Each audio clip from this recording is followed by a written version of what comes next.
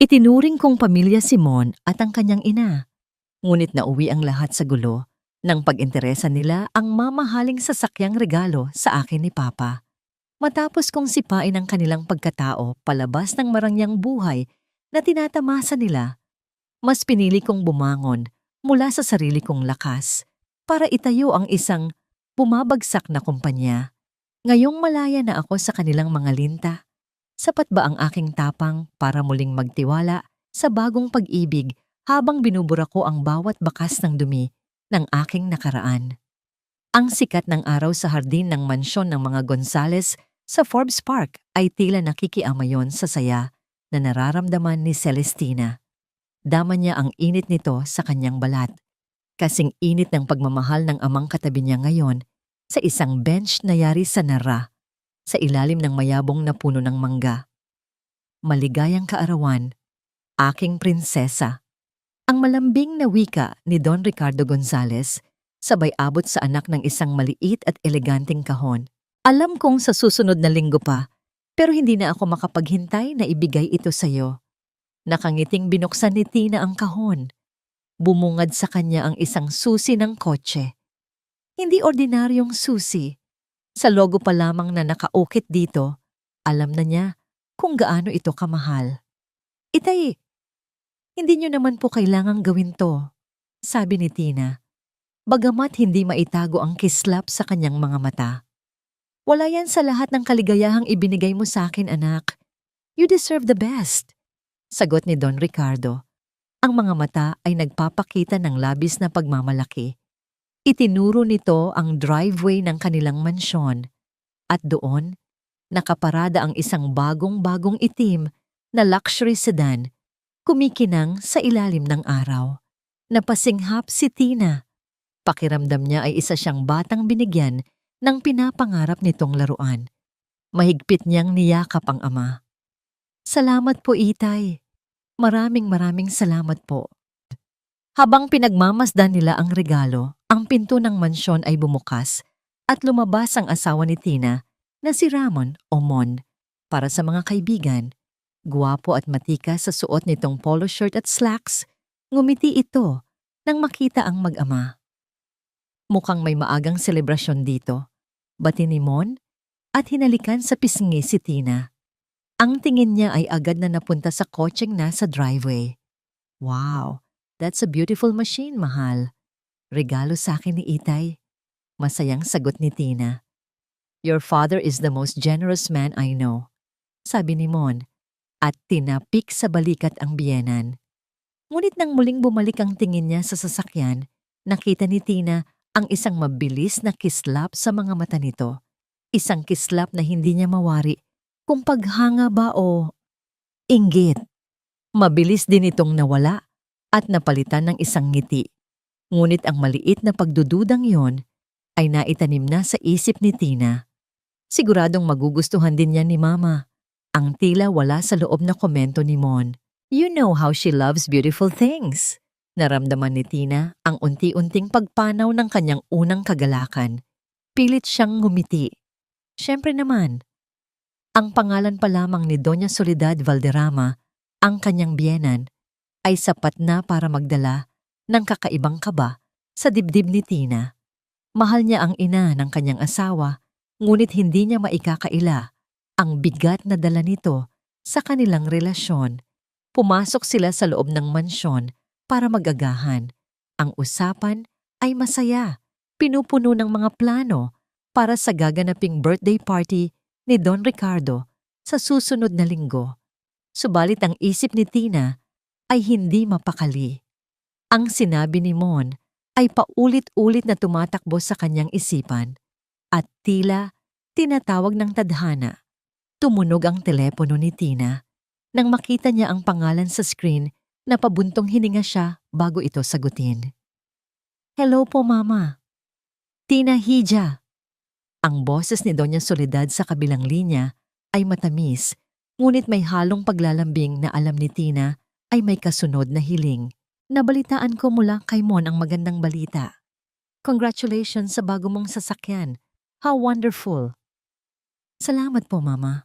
Alam mo yan mo, Hija, na imagine ko tuloy Bagay na bagay sa akin ang coaching yan. Kapag pupunta ako sa mga social gatherings ko, tuloy-tuloy na sabi ni Soledad. Itong luma kong sasakyan, nakakahiya na. Noong isang araw nga sa country club, tiningnan lang ng mga amiga ko. Napahiya ako, anak. Para na rin akong nagbigay ng kahihiyan sa pangalanan ng mga Valderrama at Gonzales. Napapikit si Tina at marahang minasahe ang kanyang sentido. Ito na nga ba ang sinasabi niya? Ang bawat salita ni Soledad ay tila isang patak ng lason na dahan-dahang kumakalat sa kanyang sistema. Huwag po kayong mag-alala, Mama. Maganda pa rin naman po ang kotse ninyo. Pilit niyang pinasigla ang kanyang boses. Hay, sa bagay. Ano nga bang laban ko sa paboritong anak ni Don Ricardo? Ang may himig tampong sagot ng biyenan. Hayaan mo na. Magtitiis na lang ako. Sige na, ibababa ko na ito. Baka nakakaistorbo pa ako sa paghanga mo sa bago mong laruan. At ibinaba nga ni Soledad ang tawag.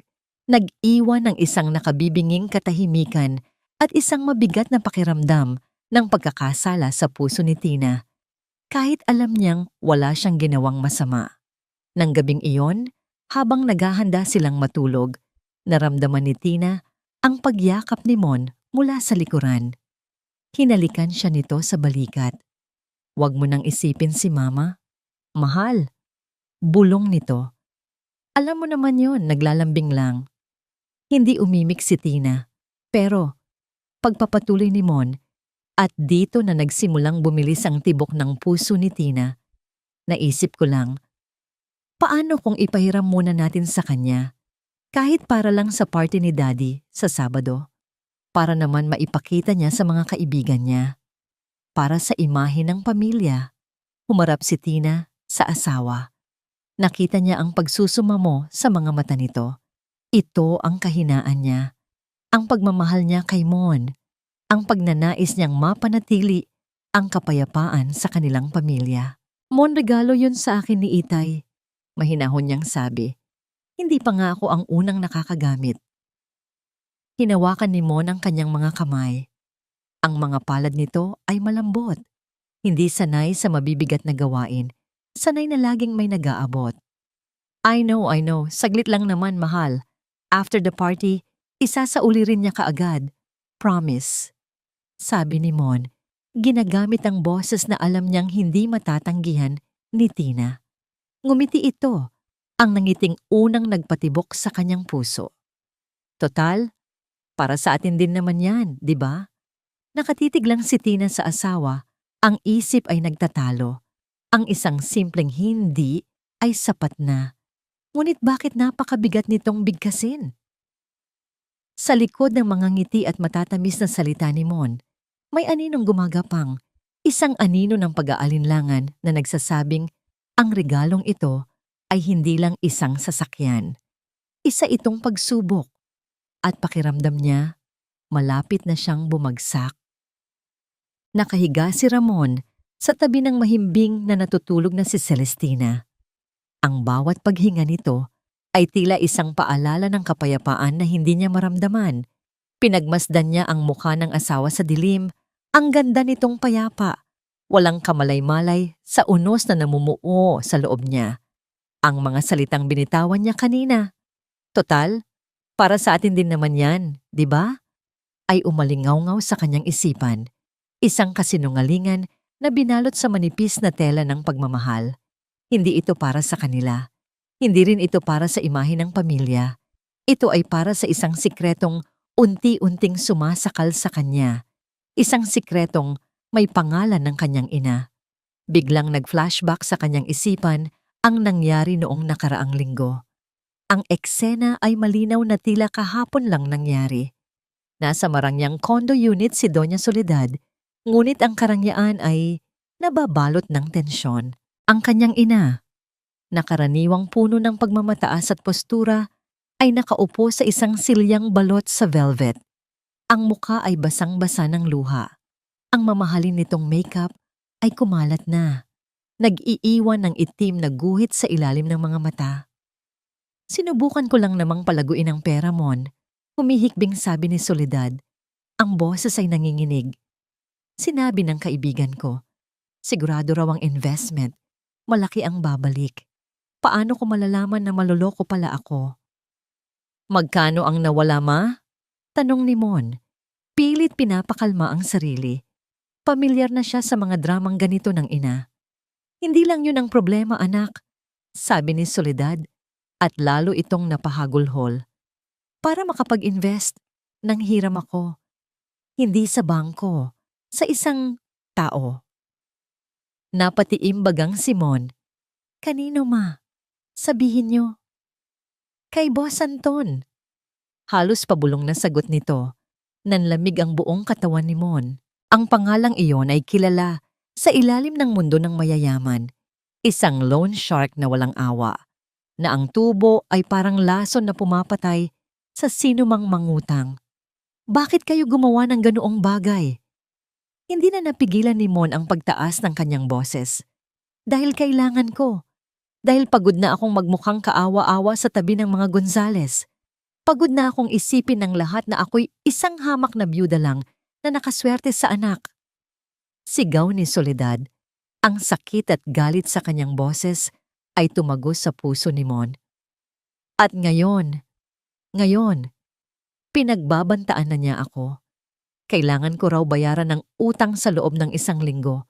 Kung hindi na nito natapos ang sasabihin. Ang takot sa mga mata nito ay sapat ng sagot. Ang flashback ay pinutol ng isang mahinang pag-vibrate mula sa kanyang cellphone na nasa bedside table. Dahan-dahan niyang kinuha ito. Tinitiyak na hindi magigising si Tina. Isang mensahe mula sa hindi rehistradong numero. Alam na niya kung kanino galing. Boss Anton, 24 oras. Kailangan ko ng kolateral. Alam mo kung saan ako hahanapin. Huwag mo akong subukan, Valderrama. Isang butil ng malamig na pawis ang tumulo mula sa kanyang noo. 24 na oras. Pakiramdam niya ay isang pader ang unti-unting gumuguho at maiipit siya sa ilalim nito. Ang yaman ng mga Gonzales, ang posisyon niya sa kumpanya, ang magandang buhay nila ni Tina. Lahat ng yon ay walang silbi ngayon. Hindi siya makahingi ng tulong kay Don Ricardo. Sasabog sa mukha niya ang lahat ng kanyang pagkukunwari. Ang kahihiyan ay mas masahol pa sa kamatayan para sa isang tulad niya. Muli niyang sinulyapan si Tina. Sinubukan niya kanina. Sinubukan niyang daanin sa maayos na paraan. Ngunit ang mahinahong pagtanggi ni Tina, Mon, regalo yun sa akin ni Itay, ay parang isang sampal. Hindi nito naiintindihan. Para kay Tina, isa lang itong kotse. Para sa kanya, ito ang kanyang kaligtasan. Ito ang pambayad sa katahimikan ng kanyang ina. Tumayo siya mula sa kama. Ang bawat galaw ay maingat. Ang desperasyon ay nagbigay sa kanya ng isang kakaibang kalinawan ng isip. May kailangan siyang gawin. Pumunta siya sa walk-in closet kung saan nakasabit ang handbag ni Tina na ginamit nito kanina. Nanginginig ang kamay na binuksan niya ito. Nandoon ang pabango nito, ang wallet, ang lipstick, mga bagay na pambabae, mga bagay na nagpapaalala sa kanya kung gaano niya kamahal ang babaeng ito at kung gaano kalaki ang kasalanang gagawin niya. At sa wakas, nakapanya ito. Ang malamig, mabigat na metal ng susi, tila may sariling bigat ang susi sa kanyang palad, higit pa sa pisikal na bigat nito. Bigat ng kasalanan, bigat ng desisyon. Dahan-dahan niyang isinara ang kanyang palad sa paligid nito. Ang lamig ng bakal ay gumuhit sa kanyang balat. Sandali siyang napapikit para kay mama. Para matapos na to. Iyon ang paulit-ulit niyang bulong sa sarili. Isang dasal, isang dahilan para bigyang katwiran ang kanyang ginagawa. Isinara niya ang handbag ni Tina nang walang kaluskos at maingat na lumabas ng closet. Bago tuluyang lumabas ng silid, hindi niya napigilang lumingon sa kama. Naroon si Tina, ang kanyang asawa, ang babaeng nangakong sasamahan siya sa hirap at ginhawa na mahimbing na natutulog, buo ang tiwala sa kanya. Isang kirot ang biglang kumurot sa kanyang dibdib. Patawarin mo ako, mahal. Ang pagbaba niya sa hagdanan ay tila isang walang katapusang paglalakbay sa dilim. Bawat hakbang niya sa marmol na sahig ay kinakalkula. Ang katahimikan ng mansyon ay nakakabingi at sa isip niya, ang bawat tunog, ang pag-ikot ng doorknob, ang pag-click ng switch ng ilaw sa garahe ay parang isang sigaw na maaaring gumising sa buong kabahayan. Nang buksan niya ang pinto patungo sa garahe, bumungad sa kanya ang sasakyan. Sa ilalim ng nag-iisang ilaw, ang itim na pintura nito ay tila mas matingkad, mas malalim. Isa itong halimaw na natutulog, isang simbolo ng kapangyarihan at yaman na hindi kanya. Isang yamang hiram lang. Sumakay siya sa driver's seat. Ang amoy ng bagong katad ay sumalubong sa kanya, amoy ng karangyaan. Isinuksok niya ang susi sa ignition. Huminga siya ng malalim bago ito pihitin. Ang ugong ng makina ay bumasag sa katahimikan ng gabi. Para kay Mon, hindi lang yon tunog ng isang makina. Iyon ang tunog ng kanyang pagpili, ang hudyat ng kanyang pagtalikod sa lahat ng tama. Hindi na siya makakaatras pa. Pinindot niya ang button para buksan ang automatic gate. Habang dahan-dahang umaangat ito, tila isang kurtina ang nagbubukas para sa isang trahedyang malapit nang magsimula. Dahan-dahan niyang inatras ang sasakyan palabas ng driveway. Ang mga bintana ng kanilang silid sa itaas ay nanatiling madilim at tahimik. Hindi nagising si Tina. Isang bahagi niya ang nakahinga ng maluwag. Isang bahagi naman ang nasaktan dahil dito. Nang nasa kalsada na siya ng Forbes Park, ang mga ilaw mula sa mga poste ay dumadaan sa kanyang windshield. Tiningnan niya ang kanyang refleksyon sa rearview mirror. Ang lalaking nakatingin pabalik ay may mga matang puno ng pag-aalala, ngunit mayroon ding determinasyon. Habang papalayo siya, papalayo sa mansyon, papalayo kay Tina, isang kakaibang halo ng pakiramdam ang bumalot sa kanya. Mayroong matinding pagkakasala, isang bigat sa kanyang dibdib na halos hindi niya makayanan. Ngunit sa ilalim nito, mayroon ding isang lihim at nakakabaliw na pakiramdam ng kapangyarihan. Sa unang pagkakataon, sa loob ng mahabang panahon, pakiramdam niya ay mayroon siyang kontrol. Pakiramdam niya ay siya ang gumagawa ng paraan. Siya ang sumasagip. Hindi niya alam na ang daang tinatahak niya palayo sa kanyang asawa ay hindi patungo sa kaligtasan, kundi sa simula ng kanyang sariling pagkawasak. Ang hardin ng mansyon ng mga Gonzales ay nagmistulang isang paraiso sa lupa. Ang mga kumikislap na ilaw na isinabit sa mga puno ay parang mga bituin na bumaba mula sa langit. Isang maliit na orkestra ang tumutugtog ng mga klasikong himig sa isang sulok. Ang tunog ng biolin ay sumasabay sa mahinang bulungan at halakhakan ng mga bisita. Mga pangalan na karaniwang makikita sa mga pahina ng society, magazines, lahat ay perpekto, masyadong perpekto.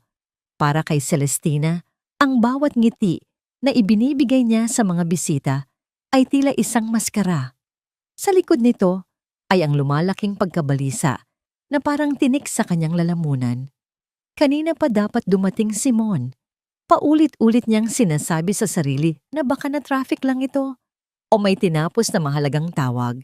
Ngunit alam niya, sa kaibuturan ng kanyang puso, ang tunay na dahilan ng kanyang kaba. Ang itim na luxury sedan ay wala sa garahe kaninang umaga at ang susi nito ay wala sa kanyang handbag. Tina, Hija, you look stunning, pero nasaan ang asawa mo? Tanong ng isang matandang amiga ng kanyang ina. Pilit nang ngumiti si Tina. Malapit na po yon, tita. May inasikaso lang po saglit. Isang kasinungalingan na magaan sa dila, ngunit mabigat sa kaluluwa. Ang kanyang mga mata ay hindi mapakaling lumilinga-linga. Palaging napapadpad sa malaking bakal na gate ng kanilang mansyon, nag-aabang, ninenerbiyos. Ang bawat pagpasok ng magagarang sasakyan ay nagpapatibok ng mabilis sa kanyang puso, na agad ding napapalitan ng pagkadismaya. Hanggang sa isang sasakyan ang huminto sa mismong tapat ng entrance. Isang sasakyang napakapamilyar sa kanya, ang itim na luxury sedan, ang kanyang regalo, ang kanyang bangungot. Tila huminto ang pag-ikot ng mundo. Ang musika ay parang biglang humina. Lahat ng mga mata ay napako sa bagong dating na sasakyan.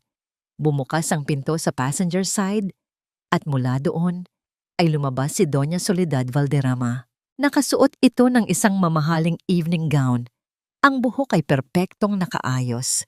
Ang mga alahas ay kumikinang sa ilaw. Ngumiti siya sa mga nakatingin na parang isang reyna na dumating sa kanyang sariling koronasyon. Dahan-dahan itong lumakad. Tinitiyak na makukuha niya ang atensyon ng lahat, na maipapakita niya ang sasakyang naghatid sa kanya. Kasunod niyang bumaba mula sa driver's seat si Mon. Namumutla ito sa ilalim ng mga ilaw ng hardin, ngunit pilit na ngumingiti. Pilit na ipinapakita ang isang kumpiyansang halatang-halata namang wala roon. Nagtama ang kanilang mga mata ni Tina mula sa malayo. Sa isang saglit na yon, nakita ni Tina ang lahat sa mga mata ng asawa. Ang pagkakasala, ang takot, ang pagsusumamo. Naramdaman ni Tina na nanlamig ang kanyang buong katawan. Ang kahihiyan ay parang isang alon na rumagasa at nilunod siya. Dito pa talaga. Sa harap ng lahat, sa harap ng kanyang ama, nagsimulang maglakad ang mag-ina palapit sa kanya. Tinatanggap ang mga pagbati na tila walang anumang mali. Ngunit bago pa man sila makarating, isang boses ang bumasag sa lahat. Isang boses na kalmado, ngunit puno ng kapangyarihan at hindi maitatagong galit. Ramon, si Don Ricardo. Nakatayo ito hindi kalayuan. Hawak ang isang kopita ng alak. Ang mga mata ay matalim na parang punyal na nakatutok sa kanyang manugang. Natigilan si Mon. "Di, Daddy." "Magandang kotse," sabi ni Don Ricardo. Hindi inaalis ang tingin kay Mon. Dahan-dahan itong lumapit. "Ang alam ko, regalo ko yan sa anak ko. Anong ginagawa niyan sa'yo?" Ang bulungan ng mga bisita ay unti-unting lumakas. Si Doña Soledad ay sumingit, pilit na pinapagaan ang sitwasyon. "Ricardo, nag-aalala lang itong si Mon. Pinahiram niya lang sa akin para hindi ako mapahiya sa party mo. Isusoli din naman na kaagad." Ngunit ang mga mata ni Don Ricardo ay hindi lumipat. "Hindi ikaw ang kinakausap ko, Soledad. Ang manugang ko ang tinatanong ko. Ang lalaking binigyan ko ng tiwala, posisyon, at magandang buhay." Binalingan niyang muli si Mon. "Sumagot ka." "Daddy, I can explain," nautal na sabi ni Mon. Gusto ko lang pong..." "Gusto mong ano?"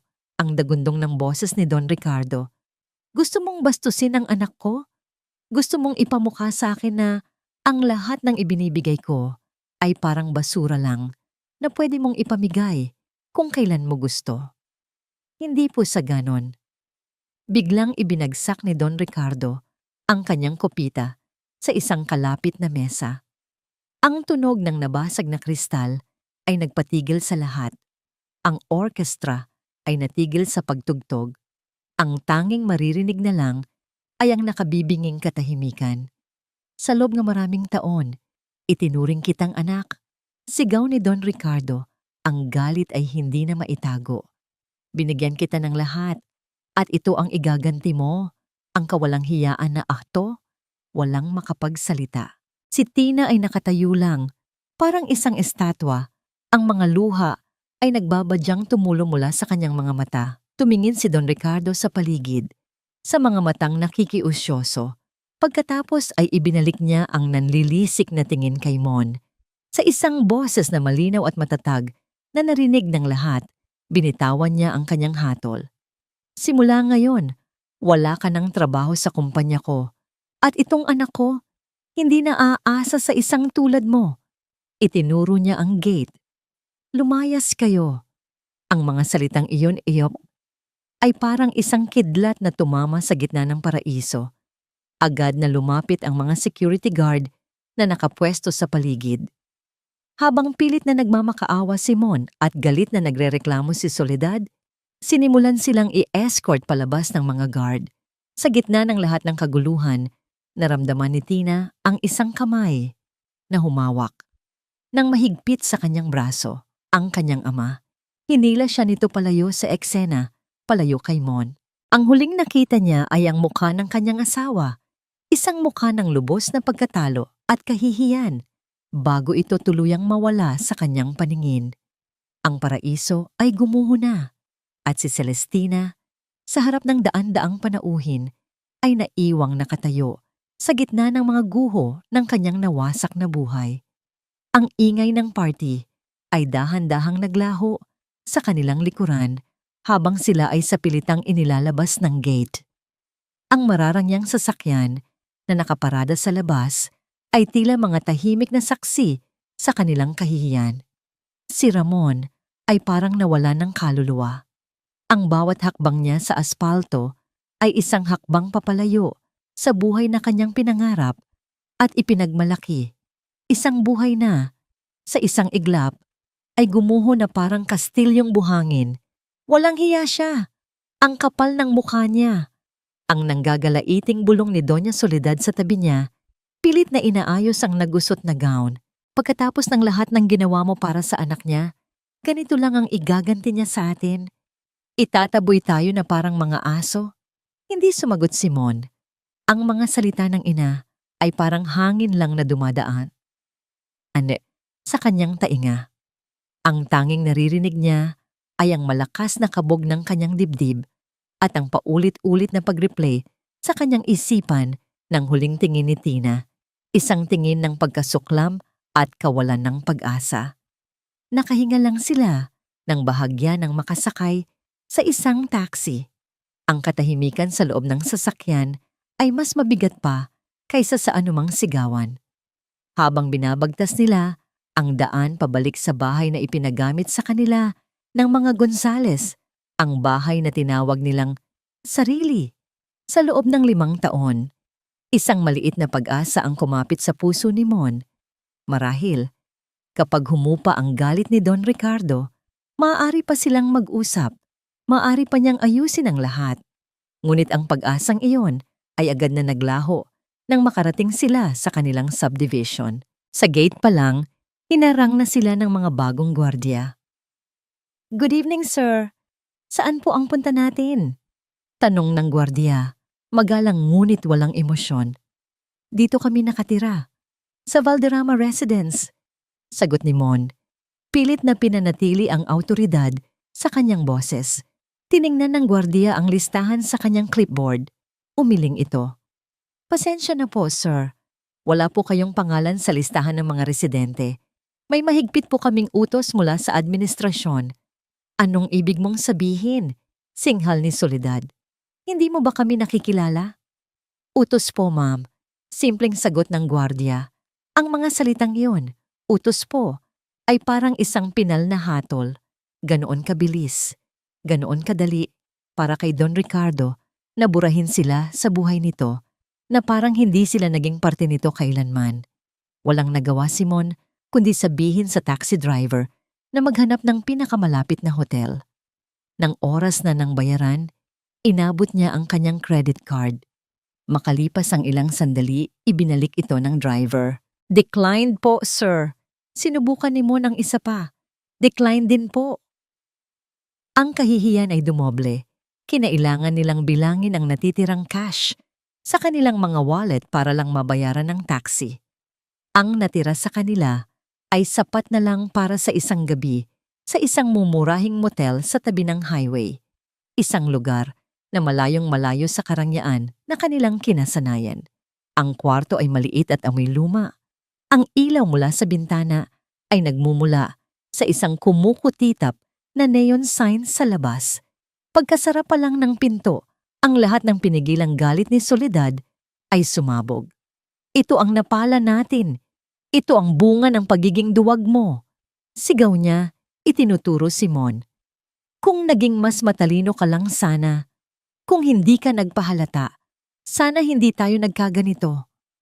"Ako pa talaga ang may kasalanan, ma." Hindi na rin napigilan ni Mon ang sarili. Ang pagod, kahihiyan, at galit ay nagsama-sama sa kanyang boses. Sino ba ang nangutang sa kung sino-sinong tao? Sino ba ang naglagay sa atin sa alanganin? Ginawa ko lang to para sa'yo. Ginawa mo to para sa sarili mo. Ganti ni Soledad. Gusto mo ring maranasan ang buhay na meron sila. Huwag kang magmalinis, Ramon. Pareho lang tayo. Ang katotohanan yon ay tumama kay Mon na parang isang malakas na suntok. Napaupo siya sa gilid ng kama. Ang ulo ay napasabunot sa buhok. Oo, pareho lang sila. Parehong sakim. Parehong naghangad ng hindi kanila. Matapos ang sigawan, isang nakapapagod na katahimikan ang muling namayani. Naupo si Soledad sa isang sulok, umiiyak ng walang tunog. Si Mon naman, kinuha ang kanyang telepono. Hinanap niya ang pangalan ni Tina. May mahal. Nag-aalangan siyang pinindot ang call button. Nagring ito. 1, 2, 3, 4. Bawat pagring ay isang pag-asa. Bawat pagring ay isang pagdurusa. Pagkatapos ng ikalimang ring, bumungad sa kanya ang recorded na boses ng kanyang asawa.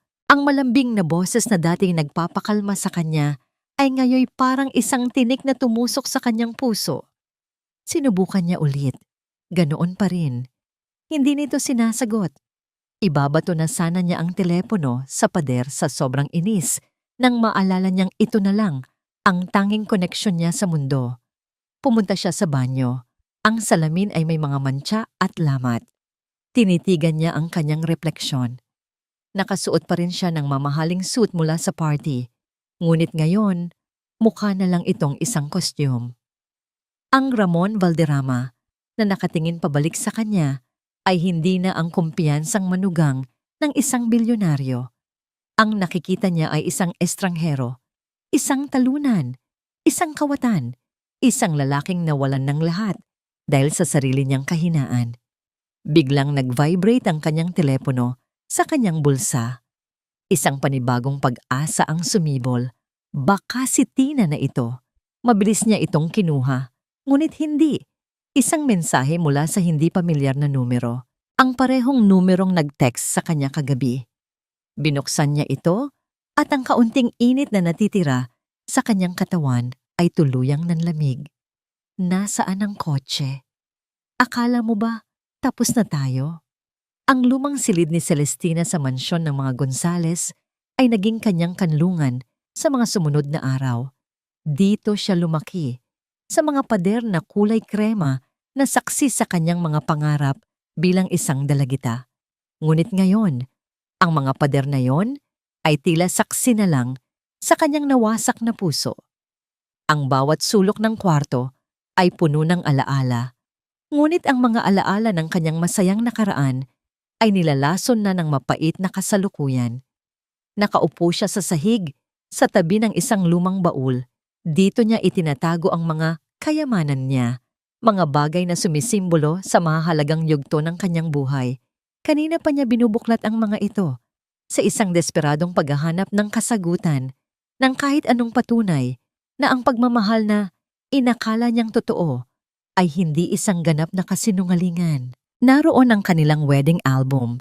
Ang mga nakangiting mukha nila ni Mon na nakatitig pabalik sa kanya ay tila isang panunuya. Naroon din ang isang tuyot na rosas, ang unang bulaklak na ibinigay nito sa kanya. Isang tiket sa sine, ang pinanood nila sa kanilang unang anibersaryo. Ang bawat bagay ay isang patalim na lalong sumusugat sa kanyang puso. Was it all a lie? Ang pagmamahal ba nito ay kasing babaw lang ng paghahangad nito sa karangyaan? Ang galit na naramdaman niya noong gabi ng party ay unti-unti nang napapalitan ng isang malalim at nakalulunod na kalungkutan. Galit siya? Oo ne. Ngunit sa ilalim ng galit na yon ay ang pagkamiss. Namimiss niya ang asawa niya. O mas tamang sabihin, namimiss niya ang ide-ideya ng asawa niya, ang lalaking pinangarap niyang makasama habang buhay. Isang mahinang katok sa pinto ang pumutol sa kanyang pag-iisip. Ma'am Tina, sabi ni Manang LV, ang kanilang matandang kasambahay na nag-alaga sa kanya mula pagkabata. May nagpadala po para sa inyo. Wala pong pangalan kung kanino galing. Inabot nito sa kanya ang isang simpleng brown envelope, kasing laki ng isang libro. Walang anumang marka, maliban sa kanyang pangalan na nakasulat sa makinilya. Celestina Gonzalez Valderrama. Nag-aalangan man ay kinuha niya ito. Salamat po, manang. Nang makaalis na ang matanda, tinitigan niya ang sobre. Sino ang magpapadala sa kanya ng ganito? Ang kaba ay unti-unting gumapang sa kanyang dibdib. Dahan-dahan, sa nanginginig na mga kamay, pinunit niya ang selyo. Ang unang nahulog mula sa sobre ay isang salansan ng mga litrato. Kinuha niya ang nasa ibabaw.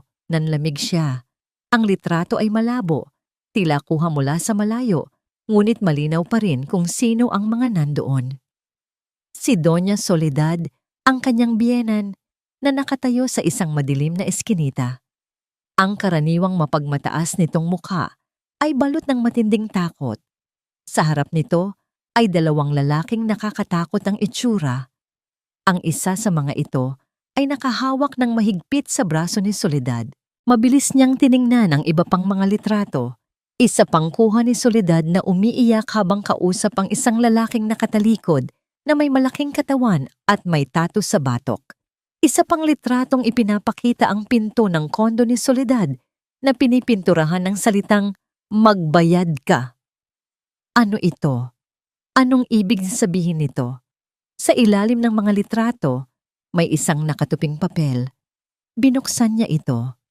Isa itong sulat kamay. Ang mga letra ay tila minadali sa pagsulat. Ginang Celestina, patawarin mo ako sa panghihimasok kong ito. Ako ay isang matagal ng kaibigan ng iyong biyenan na si Soledad. Hindi ko na masikmura ang mga nangyayari sa kanya. Alam kong galit ka sa pamilya nila at may karapatan ka. Ngunit may mga bagay kang hindi alam. Ang totoo, si Sol ay may malaking pagkakautang. Umutang siya ng 5 milyong piso kay Boss Anton, isang masamang tao, para sa isang investment na naging scam. Ngayon, hinahabol na siya nito, pinagbabantaan ang kanyang buhay. Ang kotseng kinuha ni Mon ay hindi para sa luho o pagpapasikat. Iyon sana ang ipambabayad, ang tanging paraan na naisip niya para iligtas ang buhay ng kanyang ina. Hindi ko sinasabing tama ang ginawa ni Ramon. Maling-mali na nagsinungaling siya sa'yo. Ngunit sana, sa pag-alam mo ng katotohanan ito, maintindihan mo man lang kung saan nanggaling ang kanyang desperasyon. Napilitan lang siyang gawin iyon. Nagmamalasakit, isang kaibigan. Paulit-ulit na binasa ni Tina ang sulat. Bawat salita ay parang isang malakas na sampal na gumigising sa kanya. 5 milyon. Boss Anton. Pagbabanta sa buhay, biglang nag-ugnay-ugnay ang lahat sa kanyang isipan. Ang pagkabalisa sa mga mata ni Mon sa mga nakaraang araw. Ang desperasyon sa boses nito nang hilingin nito ang kotse. Ang takot na nakita niya sa mukha nito noong gabi ng party. Hindi lang yun takot sa kanyang ama. Iyon ay takot para sa buhay ng kanyang ina. Ang galit sa kanyang puso ay biglang nahaluan ng ibang emosyon. Isang emosyong komplikado at nakalilito. Awa, pagkaunawa, at lalong-lalo na pagkalito. Napasandal siya sa baul, ang mga litrato at sulat ay nakakalat sa kanyang harapan na parang mga piraso ng isang masalimuot na puzzle. Ang nararamdaman niya ay hindi na simpleng galit ng isang asawang pinagtaksilan. Ngayon, nararamdaman niya ang bigat ng isang katotohanang mas madilim at mas mapanganib kaysa sa inakala niya. Nagsinungaling si Mon. Iyon ay isang katotohanang hindi mababago. Sinira nito ang kanyang tiwala sa paraang napakasakit. Ngunit ang dahilan sa likod ng kasinungalingan, hindi ito dahil sa simpleng paghahangad sa yaman. Ito ay dahil sa desperasyon. Ito ay dahil sa pagmamahal. Kahit na ito'y isang baluktot na uri ng pagmamahal para sa isang inang nasa bingit ng kapahamakan. Ang imahe ni Mon na nakatayo sa party, tumatanggap ng galit ng kanyang ama, ay biglang nagbago sa kanyang isipan. Hindi na siya isang aroganteng lalaki na nahuli sa kanyang kasakiman. Ang nakikita niya ngayon ay isang lalaking duwag, oo, ngunit isang duwag na naipit sa isang sitwasyong hindi niya kayang kontrolin. Isang lalaking mas piniling harapin ang kahihiyan sa harap ng alta sosyedad kaysa aminin ang mas malaking kahihiyan, ang pagbagsak ng sarili niyang ina. Napahawak si Tina sa kanyang dibdib. Ang sakit ay nandoon pa rin, matalas at totoo. Ngunit ngayon, may kasama na itong kirot ng pagkaawa para sa lalaking minsan niyang minahal ng buong buo. Naaawa siya sa kahinaan nito. Naaawa siya sa sinapit nito. Hindi nito binubura ang kasalanan ni Mon, pero binibigyan nito ng ibang muka ang lahat ng nangyari. Mas naging komplikado ang lahat. Mas naging mahirap dahil mas madaling kamuhian ng isang halimaw kaysa kamuhian ng isang taong nagkamali dahil sa pagmamahal. Napahawak si Tina sa kanyang dibdib. Ang sakit ay nandoon pa rin, matalas at totoo. Ngunit ngayon, may kasama na itong kirot ng pagkaawa para sa lalaking minsan niyang minahal ng buong buo. Naaawa siya sa kahinaan nito. Naaawa siya sa sinapit nito. Hindi nito binubura ang kasalanan ni Mon, pero binibigyan nito ng ibang muka ang lahat ng nangyari. Mas naging komplikado ang lahat. Mas naging mahirap. Ang simpleng kwento ng isang taksil na asawa ay naging isang trahedya ng isang lalaking sunod-sunuran sa isang mapag-aksayang ina, naipit sa pagitan ng pagmamahal at malaking kasalanan. Tiningnan niyang muli ang mga alaala na nakakalat sa sahig. Ang wedding album, ang tuyot na rosas. Dati, ang mga ito'y simbolo ng isang kasinungalingan. Ngayon, para na lang itong mga relikya ng isang panahong hindi na babalik. Isang patunay na minsan, sa kabila ng lahat, ay naging masaya sila. Bago sila nilamon ng mga lihim at kahinaan, isa-isa niyang pinulot ang mga ito. Ang bawat hawak ay may bigat. Dahan-dahan niyang isinara ang album. Maingat niyang ibinalik ang lahat sa loob ng baul. Ang pagbabalik niya sa mga bagay na yon ay hindi na dahil sa galit. Ito ay isang pagtanggap. Isang tahimik na pamamaalam. Isinasara na niya ang kabanatang iyon ng kanyang buhay. Ang galit ay napalitan ng isang malinaw at malamig na desisyon. Oo, naunawaan na niya kung bakit ginawa ni Mon ang ginawa nito. Pero hindi ibig sabihin ay tama ito.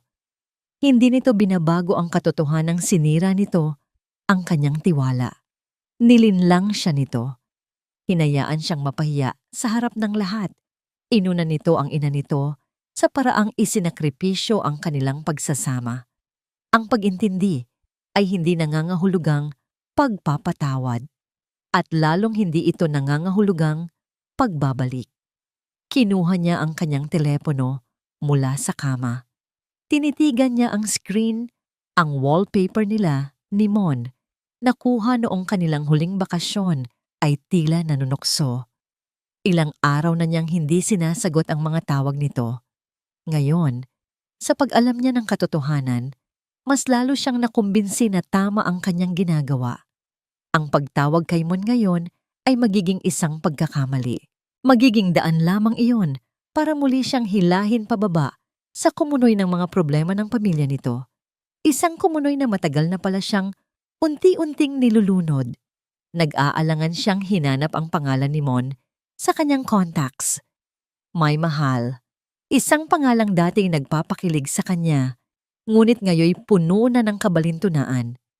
Ang kanyang daliri ay lumapat sa screen, handa nang pindutin ang call button para kamustahin siya, para sabihing naiintindihan niya, para, bigla siyang natigilan. Para ano? Para muling maging tagasalo ng kanilang mga pagkakamali? Mariin niyang ipinikit ang mga mata at huminga ng malalim. Pagdilat niya, mayroon ng bagong determinasyon sa kanyang mga mata. Dahan-dahan niyang ibinaba ang telepono sa bedside table. Hindi siya tatawag. Ang problema ni Mon at ng ina nito ay kanila. Sila ang gumawa noon. Sila ang dapat lumutas noon. Ang problema niya ngayon ay ang sarili niya. Ang puso niyang wasak. Ang tiwala niyang nasira. Ang kinabukasan niyang biglang naging blanko. At sa unang pagkakataon, pipiliin niyang unahin ang sarili niya. Isang linggo na ang lumipas mula nang matanggap ni Celestina ang misteryosong sobre. Sa loob ng isang linggong iyon, pinili niyang ilibing ang sarili sa katahimikan ng kanyang silid. Sinusubukang pagtagpi-tagpiin ang mga piraso ng kanyang basag na mundo. Ngunit alam niya na hindi siya maaaring manatili roon magpakailanman. Ang bawat sandali na ginugugol niya sa pag-iisip sa nakaraan ay isang sandaling ninanakaw mula sa kanyang hinaharap. Kinabukasan, sa unang pagkakataon, sa loob ng maraming araw, lumabas siya ng kanyang silid na bihis. Hindi na ang karaniwan niyang mga bestida na pambahay, kundi isang matikas na business attire. Ang kanyang buhok ay maayos na nakapusod at may manipis na kolorete sa kanyang muka. Isang sandata laban sa kalungkutang bakas pa rin sa kanyang mga mata. Naabutan niya ang kanyang amang si Don Ricardo sa dining hall. Nagbabasa ng pahayagan habang umiinom ng kape. Nag-angat ito ng tingin nang maramdaman ang kanyang pagdating at isang bahagyang nangiti ng pag-aproba ang sumilay sa mga labi nito. "Anak," bati nito. Ibinaba ang hawak na didyaryo. "Magandang makita kang nakabihis ng ganyan."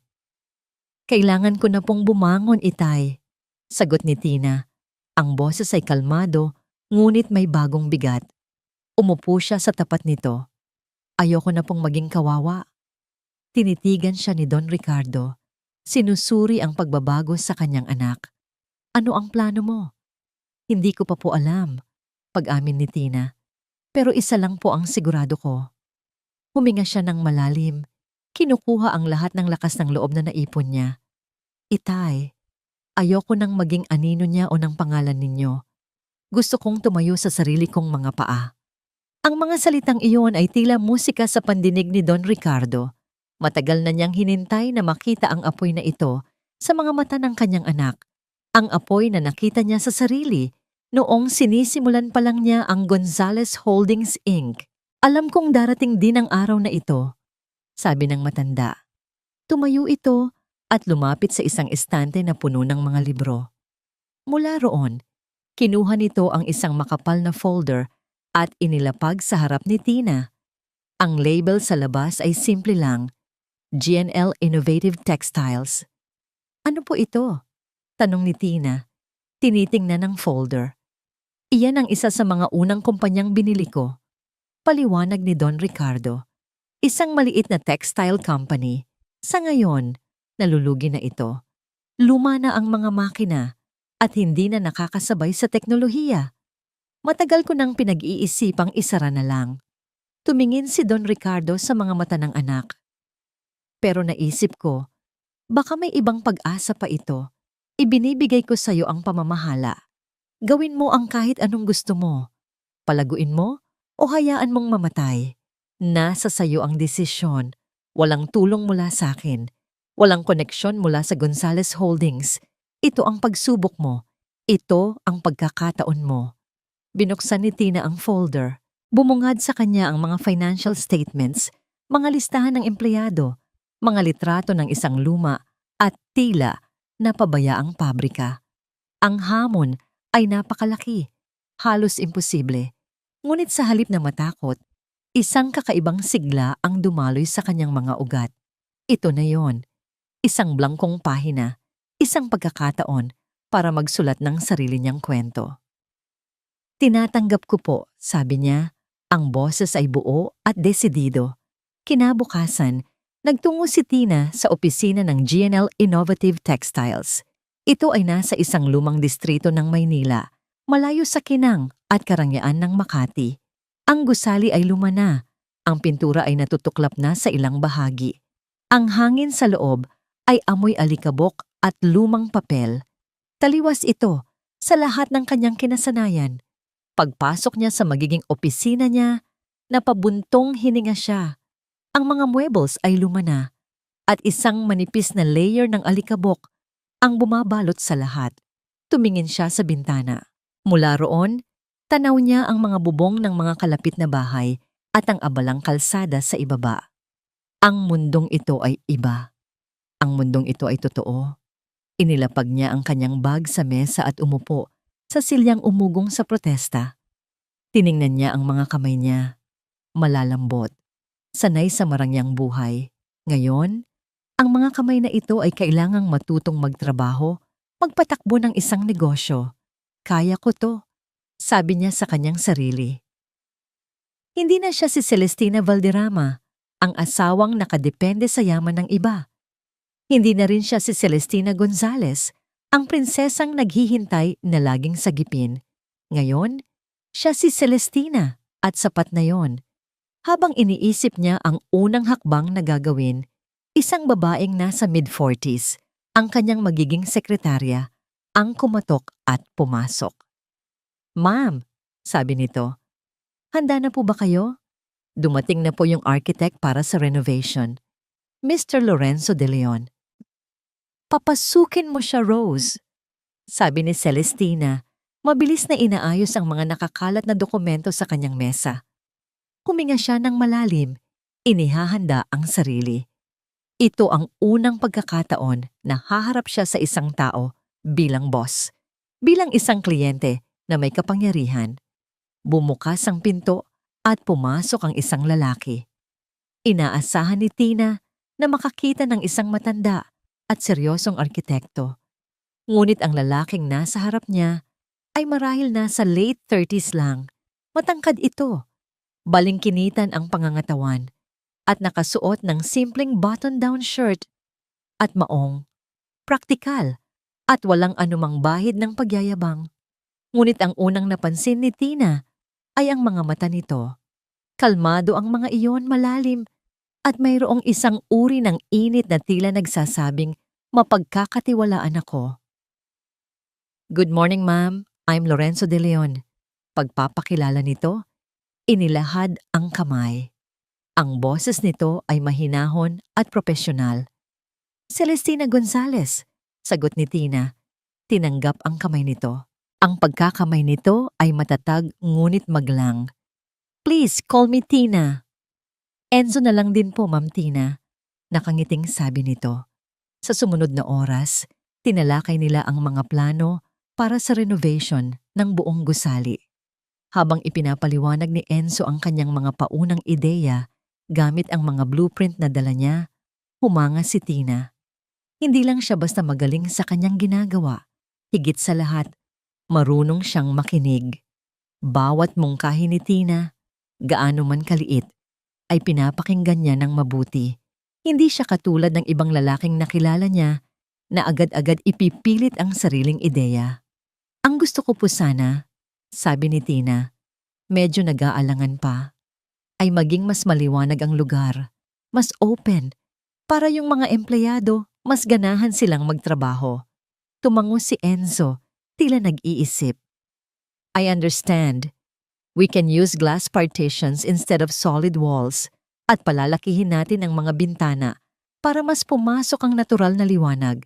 Maganda ang vision ninyo, Ma'am Tina." Ang simpleng papuring iyon ay nagdulot ng kakaibang pakiramdam kay Tina.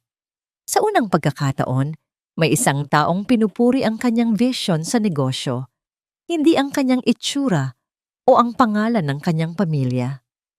Lumipas ang mga araw at naging linggo. Ang GNL Innovative Textiles ay unti-unting nagkakabuhay. Ang alikabok ay napalitan ng amoy ng bagong pintura. Ang ingay ng mga martilyo at lagari ay naging musika sa pandinig ni Tina. At sa lahat ng iyon, palaging naroon si Enzo. Maraming beses na inaabutan sila ng gabi sa opisina, tinitingnan ang progreso ng trabaho. Isang gabi, pareho silang pagod at gutom. "Hindi ka pa ba uuwi, Enzo?" tanong ni Tina, habang tinitiklop ang mga plano sa kanyang mesa. "Tinatapos ko lang po ito. Kayo po, ma'am?" "Gabi na," sagot ni Enzo, hindi inaalis ang tingin sa kanyang laptop. "Hindi ako makakaalis hanggat hindi ko nararamdamang may natapos akong importante sa araw na to. Pag-amin ni Tina, ngumiti si Enzo. Ganyan din po ako. May kinuha siya sa kanyang bag. Isang supot ng siopaw. Gutom na po sigurado kayo. Paborito to ng anak ko. Sana magustuhan ninyo. Naupo sila sa isang sulok sa gitna ng mga sako ng semento at mga nakarolyong materyales at tahimik na kumain ng siopaw. Ang eksena ay simple lang, malayong malayo sa mga fine dining restaurant na dati niyang pinupuntahan kasama si Mon. Ngunit habang kumakain sila, sa ilalim ng liwanag ng isang construction light, naramdaman ni Tina ang isang kapayapaan na matagal na niyang hindi naramdaman. Bakit po pala ito ang pinili niyong itayo muli? Tanong ni Enzo na tila nababasa ang kanyang iniisip. Dahil gusto kong may patunayan, sagot ni Tina. Hindi sa ibang tao, kundi sa sarili ko. Tumango si Enzo, tila naiintindihan ang bigat ng kanyang mga salita. Ang architecture naman po, parang ganyan din. We don't just build buildings, we build dreams. Ang bahay na to, ito ang pangarap ng yumaong asawa ko. Natigilan si Tina. Yumao. Opo, sabi ni Enzo. Isang bahid ng kalungkutan ang dumaan sa kanyang mga mata. Ngunit napalitan din agad ng isang mapagmahal na ngiti. Cancer. 3 years ago, iniwan niya sa akin ang pinakamaganda naming collaboration. Ang aming anak na si Pia. She's 7. Ang pagiging bukas ni Enzo ay parang isang malinis na hangin. Walang drama, walang pagpapaawa. Isang simpleng paglalahad lang ng katotohanan. Isang katotohanang nagpakita kay Tina ng isang lalaking marunong magmahal, masaktan, at bumangon muli. Isang hapon, dumating ang isang subcontractor na tila minamaliit si Tina. Miss Gonzales, sabi ng lalaki, sa paraang alam ni Tina ay hindi paggalang. Sigurado ka ba dito sa materyales na pinili mo? Mas mahal to, baka pwedeng mas tipirin natin. Iyon ang gusto ko, Mr. Reyes, quality ang priority ko. Matatag na sagot ni Tina. Sa bagay, pera lang naman yan sa inyo. Pabulong na sabi ng contractor, ngunit sapat na para marinig niya. Bago pa man makasagot si Tina, isang boses ang sumingit mula sa kanyang likuran. Mr. Reyes, sabi ni Enzo, nakadarating lang. Ang boses niya ay kalmado pa rin, ngunit may bigat na nagpatigil sa contractor. Si Ma'am Celestina ang kliyente. Kung ano ang desisyon niya, iyon ang masusunod. Kung may problema ka sa presyo, sa akin mo idaan. Pero ang utos niya, yun ang batas dito. Maliwanag, natameme ang contractor at mabilis na tumango.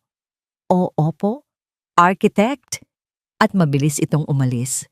Humarap si Enzo kay Tina. Pasensya na po sa inasal niya. Hindi agad nakasagot si Tina. Ang naramdaman niya sa sandaling iyon ay bago.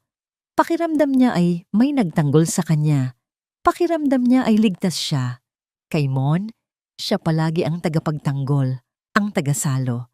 Ngayon lang niya naramdaman na may isang taong handang sumalo para sa kanya. Nang gabing iyon, sabay silang naglakad palabas ng gusali. Huminto sila sa may pintuan. Salamat, Enzo.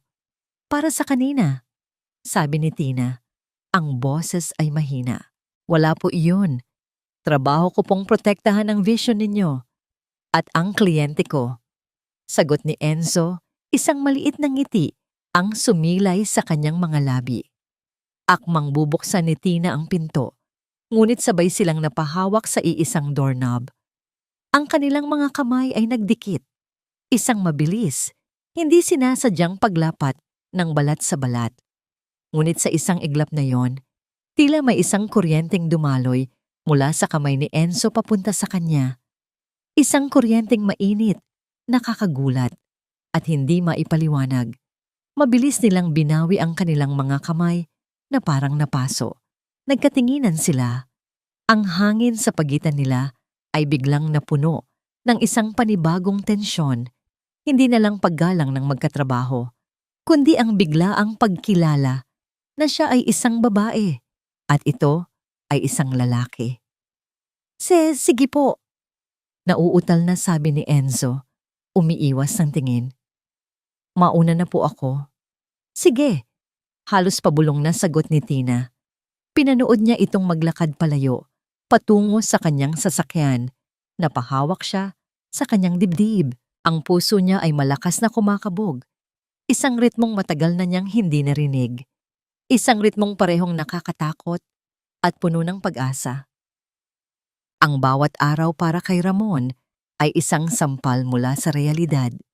Ang dating malambot na kama ay napalitan ng isang manipis na kutsyon sa sahig ng umuupahang kwarto na kasama niya ang kanyang ina.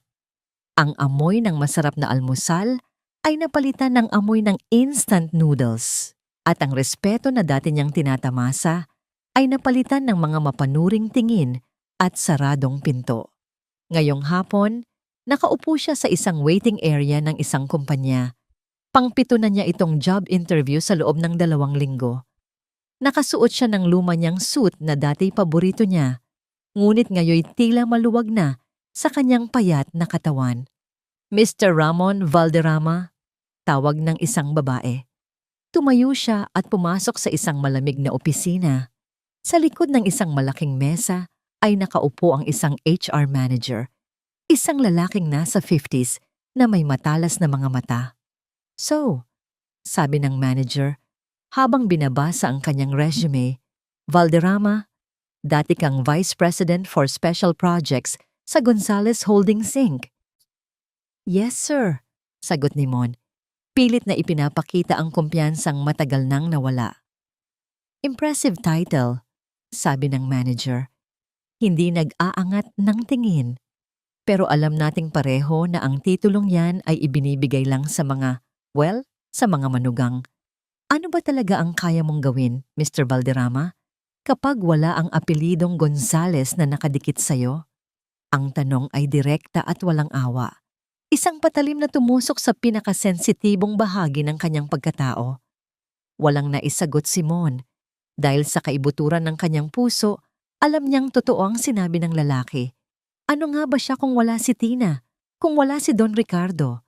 Natapos ang interview ng walang alok, gaya ng mga nauna. Lumabas siya sa gusali, sinalubong ng nakakapasong sikat ng araw at ng ingay ng trapiko. Walang direksyon siyang naglakad.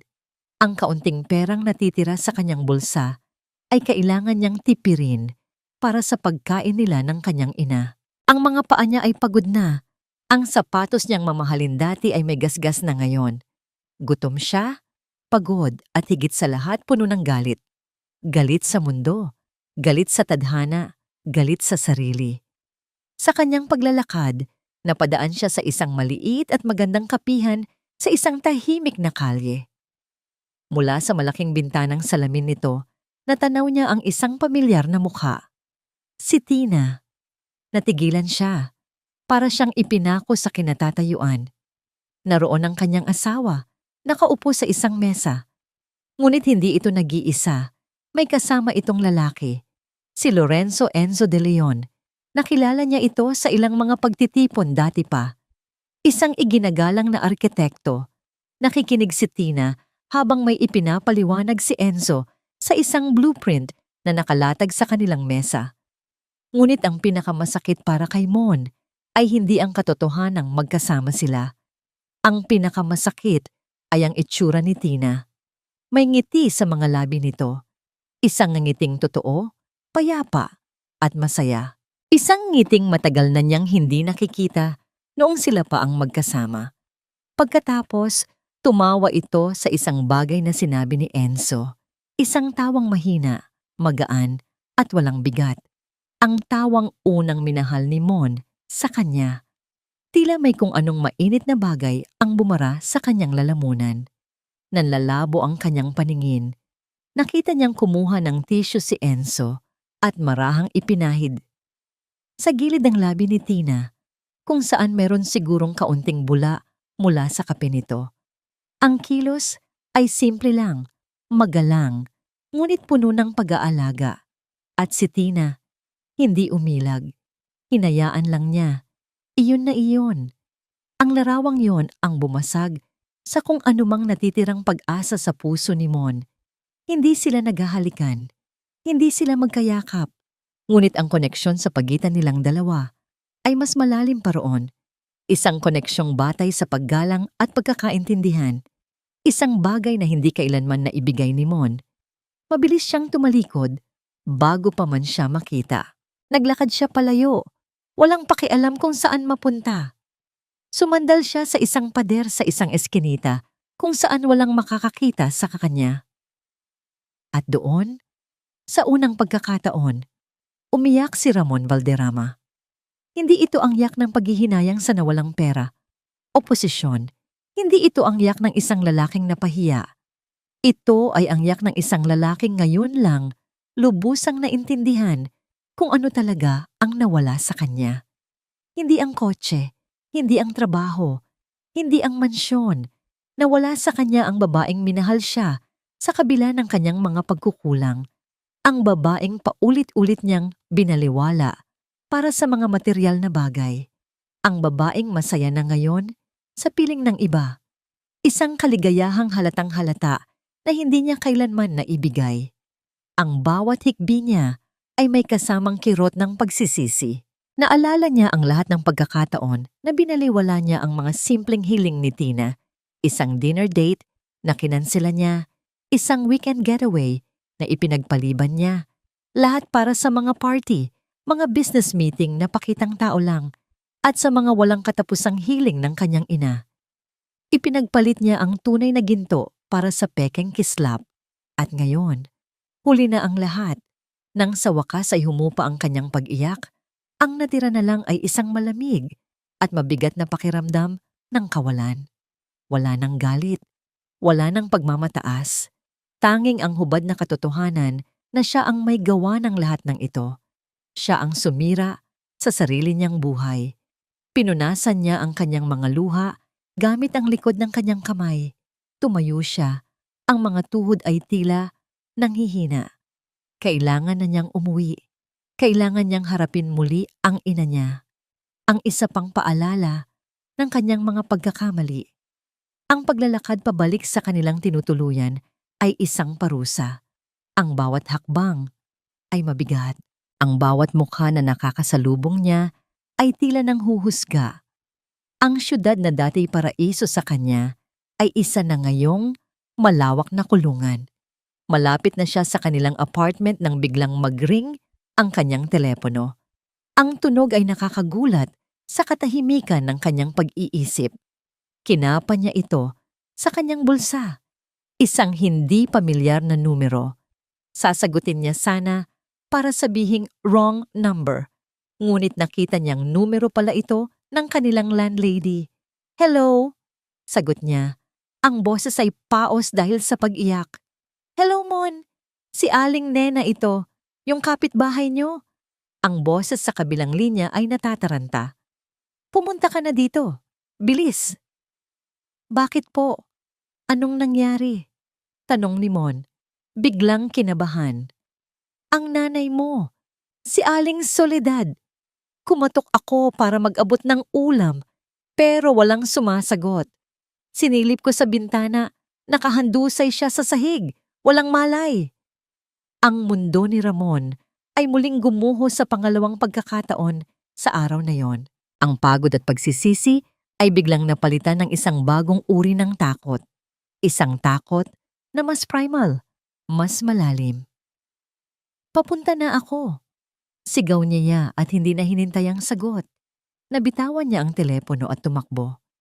Tumakbo siya ng buong bilis, tinatahak ang kalsada na parang wala nang bukas.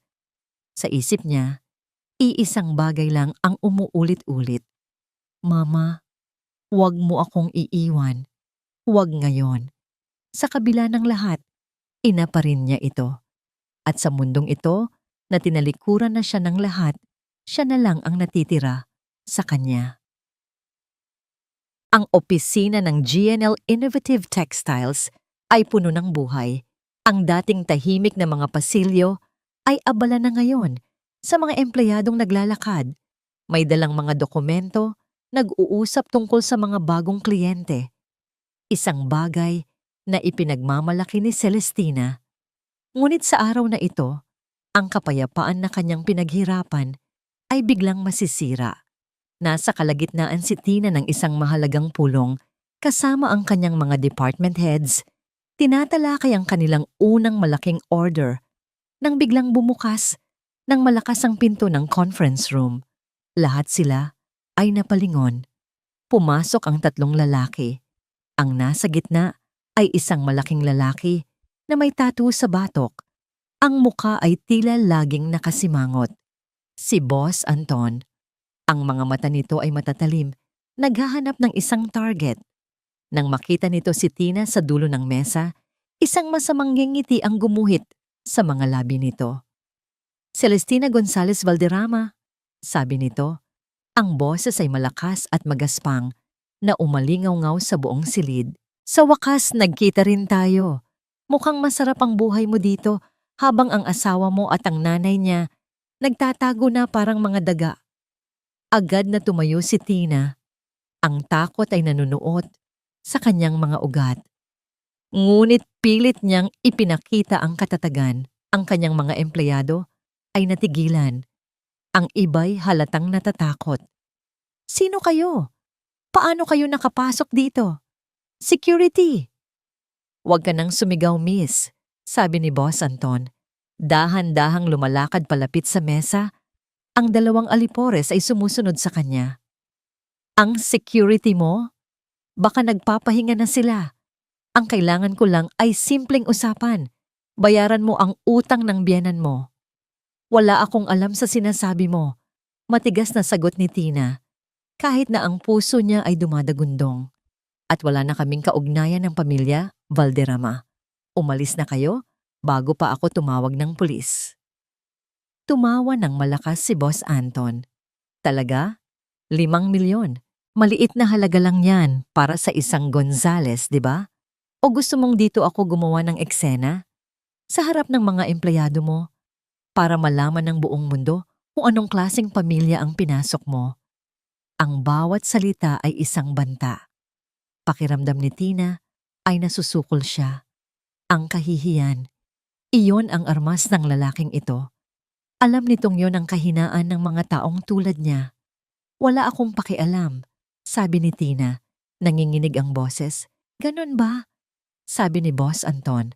Sa isang mabilis na kilos, hinablot nito ang isang laptop mula sa mesa at ibinagsak sa sahig. Ang tunog ng nabasag na screen ay nagpatili sa ilang mga empleyado. Baka ngayon, may pakialam ka na? Akmang hahakbang palapit ang isa sa mga alipores kay Tina nang isang boses ang pumigil dito. Isang boses na kalmado, ngunit may hindi maitatangging awtoridad. Tama na yan. Lahat ay napalingon sa pinto.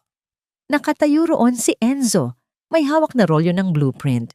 Ang karaniwang mahinahon niyang mukha ay seryoso ngayon. Ang kanyang mga mata ay matalim na nakatutok kay Boss Anton. Hindi siya nag-atubiling pumasok at tumayo sa pagitan ni Tina at ng mga nanghihimasok. Sino ka naman? May paghamak na tanong ni Boss Anton. Hindi na mahalaga kung sino ako. Sagot ni Enzo. Hindi nagpapakita ng anumang takot. Ang mahalaga, nasa pribadong pag-aari kayo. At ang ginagawa ninyo ay paninira at pananakot. Trespassing and grave threats. Mas mabigat ang kaso kaysa sa simpleng utang. Aba, nagmamarunong ka pa. Sabi ni Boss Anton, lumapit kay Enzo. Baka gusto mong isama na rin kita sa listahan ko. Hindi umatras si Enzo. Tinitigan niya si Boss Anton sa mata. Bago ka pa makagawa ng anumang hakbang, gusto ko lang ipaalam sa'yo na ang bawat sulok ng building na ito, kasama ang kwartong ito, ay may high-definition CCTV camera na may audio. At habang nag-uusap tayo, ang security chief ko, na isang retiradong police colonel, ay pinapanood tayo live mula sa kanyang opisina. At malamang, papunta na rin ang mga totoong pulis. Isang saglit na katahimikan ang namayani. Tumingin si Boss Anton sa paligid. Hinahanap ang mga kamera na sinasabi ni Enzo. Mayroon man o wala, ang kumpiyansa sa boses ni Enzo ay sapat na para magtanim ng pagdududa. Umalis na kayo kung ayaw niyong mas malaking gulo ang kaharapin niyo. Pagpapatuloy ni Enzo. Ang boses ay mas matatag na ngayon. Nag-aalangan si Boss Anton. Tiningnan niya si Tina. Pagkatapos ay si Enzo. Ang kanyang paghahari-harian ay biglang nawala. Sa huli, dumura siya sa sahig. Hindi pa tayo tapos, Valderrama, sabi niya, nakatingin kay Tina. Pagkatapos ay binalingan niya ang kanyang mga alipores. Tara na. Mabilis silang umalis. Nag-iwan ng isang silid na puno ng tensyon, takot, at isang basag na laptop sa sahig. Nang makasigurong wala na sila, ang lahat ng katatagan na ipinakita ni Tina ay biglang gumuho. Nanghina ang kanyang mga tuhod at napahawak siya sa mesa para suportahan ang sarili. Nanginginig ang buong katawan niya. Naramdaman niya ang isang presensya sa kanyang tabi. Si Enzo. Okay ka lang, Tina? Tanong nito. Ang boses ay puno ng pag-aalala. Hindi siya sumagot. Tumango lang siya. Ngunit ang mga luha ng takot at relief ay nagsimula nang mamuo sa kanyang mga mata. Hindi na nagsalita pa si Enzo. Sa isang kilos na puno ng pag-unawa at pag-aalaga, inakbayan niya si Tina at marahang hinila palapit sa kanya. Ikinulong siya nito sa isang mahigpit na yakap. Sa sandaling iyon, sa gitna ng kaguluhan, sa loob ng mga bisig ni Enzo, naramdaman ni Celestina ang isang bagay na matagal na niyang kinalimutan. Pakiramdam niya ay ligtas siya. At sa unang pagkakataon, hinayaan niya ang sarili niyang maging mahina. Hinayaan niyang may ibang sumalo sa kanya. Isinubsob niya ang kanyang mukha sa dibdib nito at doon umiyak nang walang tunog. Ang amoy ng antiseptic ang unang sumalubong kay Ramon pagpasok niya sa pampublikong ospital. Ang puting mga pader ay tila sumisigaw ng sakit at pag-asa. Isang lugar kung saan ang buhay at kamatayan ay magkalapit lang. Natagpuan niya ang kanyang ina sa isang ward na may 6 na kama na pinaghihiwalay lang ng mga kupas na kurtina. Nakaratay si Doña Soledad sa kama, nakakabit ang isang IV drip sa kanyang kamay. Ang mukha nitong dati laging puno ng makapal na kolorete ay maputla ngayon at walang buhay. Ang mamahalin nitong damit ay napalitan na ng simpleng damit pasyente ng ospital. Sa unang pagkakataon, nakita ni Mon ang kanyang ina hindi bilang isang donya, kundi bilang isang matanda at mahinang babae. Fatigue and malnutrition, sabi ng doktor kay Mon sa isang sulok. Hindi na nakakakain ng maayos ang nanay ninyo. Idagdag pa ang stress. Kailangan niyang manatili dito para maobserbahan. Naupo si Mon sa isang plastik na upuan sa tabi ng kama. Pinagmasdan niya ang natutulog na mukha ng kanyang ina. Dito, sa ilalim ng malamlam na ilaw ng ospital, nawala ang lahat ng galit niya. Ang natira na lang ay isang malalim na awa at isang mabigat na pakiramdam ng pagkakasala. Ito ang nangyari sa kanila. Ito ang dulo ng lahat ng kanilang paghahangad. Ilang oras siyang nagbantay, ang isip ay blangko. Nang sa wakas, ay magmulat ng mata si Soledad. Ang unang nakita nito ay ang pagod na mukha ng anak. Nasaan ako? Tanong nito. Ang boses ay mahina at garalgal. Nasa ospital ka, ma. Nahimatay ka. Sagot ni Mon.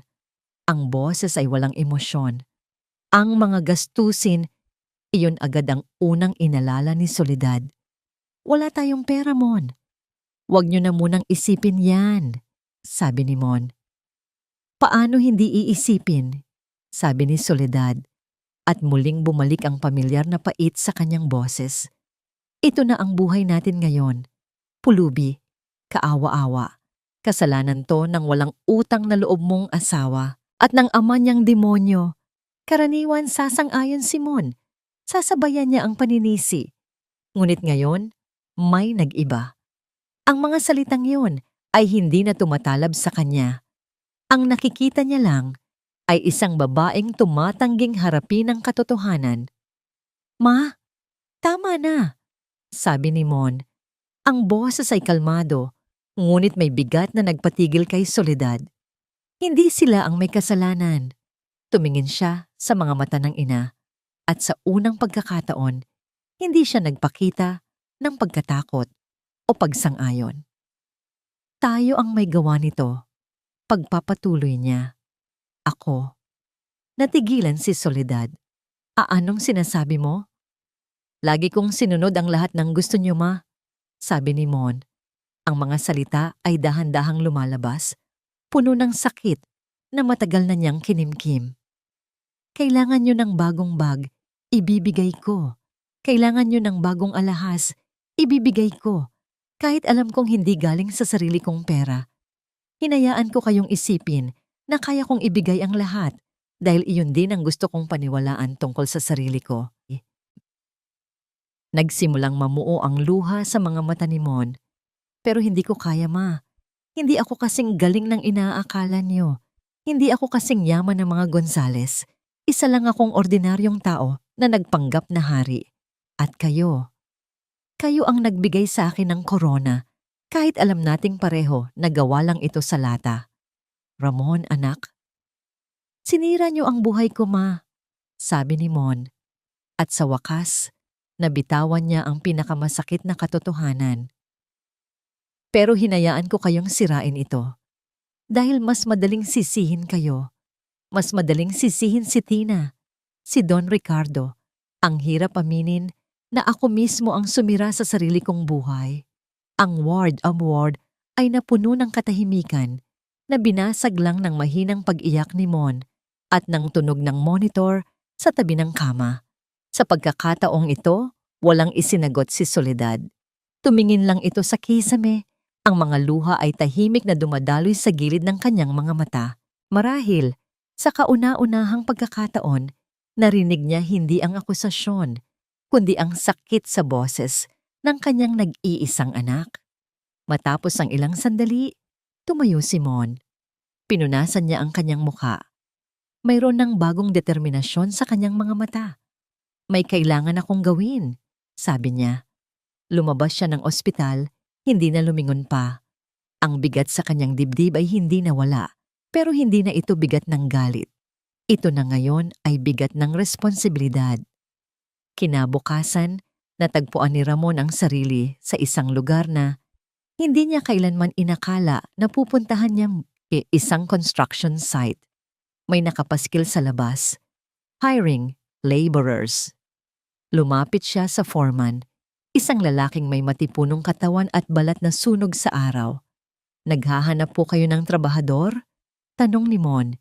Tiningnan siya ng foreman mula ulo hanggang paa. Ang malinis niyang damit.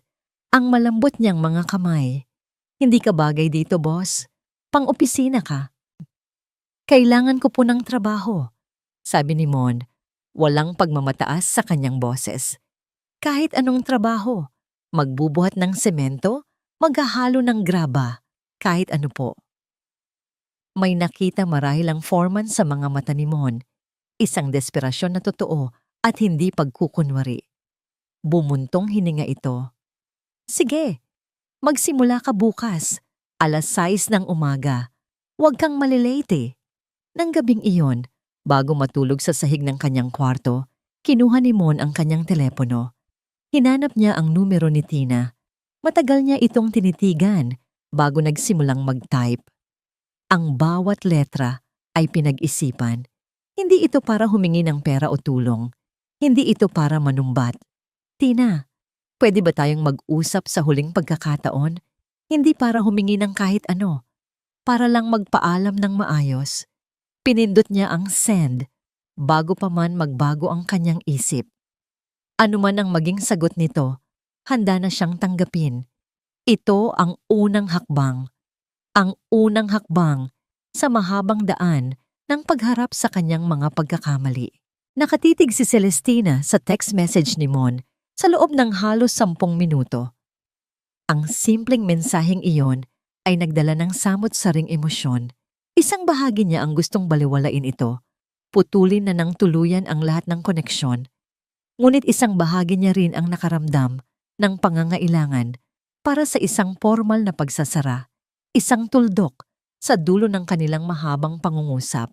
Pagkatapos ng insidente kay Boss Anton, lalong naging malinaw sa kanya na kailangan niyang isara ang pinto sa nakaraan para tuluyang makahakbang pasulong-ob.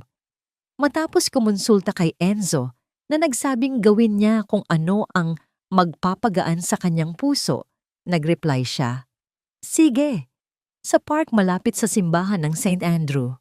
Bukas, 4 p.m. Kinabukasan, naroon si Tina 5 minuto bago ang kanilang usapan. Pinili niya ang isang bench sa ilalim ng isang malaking puno ng akasya, isang lugar na medyo malayo sa karamihan. Bawat minutong lumilipas ay tila isang oras. Kinakabahan siya.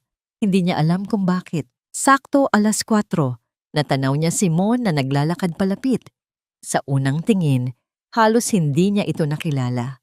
Ang Ramon Valderrama na papalapit sa kanya ay hindi na ang makisig at aroganteng lalaki na kanyang pinakasalan. Ang buhok nito ay magulo. Ang balat ay mas maitim. Halatang nasunog sa araw. Nakasuot ito ng simpleng t-shirt at pantalon na medyo kupas na. Ngunit ang pinakamalaking pagbabago ay nasa kanyang mga mata. Wala na ang dating pagmamataas. Ang naroon na lang ay isang malalim na pagod at isang kakaibang kapayapaan. Huminto ito ilang talampakan mula sa kanyang kinauupuan na tila nag-aalangang lumapit pa. "Salamat sa pagdating mo," sabi ni Mon. Ang boses ay medyo magaspang. Hindi na kasing kinis tulad ng dati. Tumangulang si Tina. Ipinahihiwatig na maupo ito. Umupo si Mon sa kabilang dulo ng bench, nag-iwan ng malaking espasyo sa pagitan nila. Sa loob ng ilang sandali, walang nagsalita. Tanging ang tunog lang ng mga batang naglalaro sa di kalayuan at ang ihip ng hangin ang maririnig. Si Mon ang unang bumasag sa katahimikan. "Kumusta ka na?" tanong niya. Hindi makatingin ng diretso kay Tina. "Ayos lang," simpleng sagot ni Tina. "Ikaw?" Isang mapait na ngiti ang sumilay sa labi ni Mon. Nagsisimula ulit, mula sa pinakababa.